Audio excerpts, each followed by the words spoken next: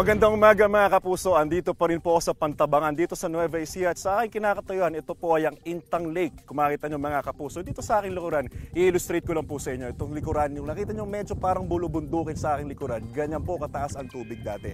Kung nakikita nyo yung puting watchtower sa aking kanan, dyan po ang tubig. At dito po sa aking kinakatayuan mismo ay kitang-kita na po ang pagbabitak ng lupa. Gawa po yan ng low tide at pinagsamang epekto ng El Nino at matinding init dito sa kanilang lugar. Mga kapuso, meron dito mga barko na nakadaong pa na dating nasa tubigan.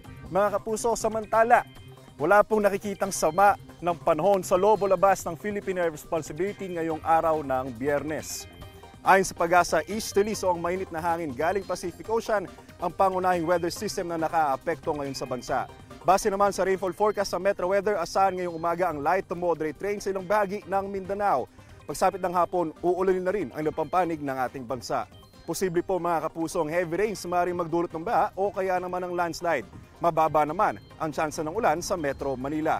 Ang dapat po nating paghandaan pa rin ngayong Biyernes ay ang mataas na heat index na posibleng umabot sa 47 degrees Celsius. Mamaya mga kapuso, magbibigay kami ng update tungkol dyan. Ingat po tayo mga kapuso. Mula dito sa Pantabangan, Nueva Ecija, ako po si Anjo Pertiera. Know the weather before you go. Para mark safe lagi, mga kapuso. Kapuso, para laging una ka sa mga balita, bisitahin at mag-subscribe sa GMA Integrated News sa YouTube. Sa mga kapuso abroad, samahan nyo kami sa GMA Pinoy TV at sa www.gmanews.tv.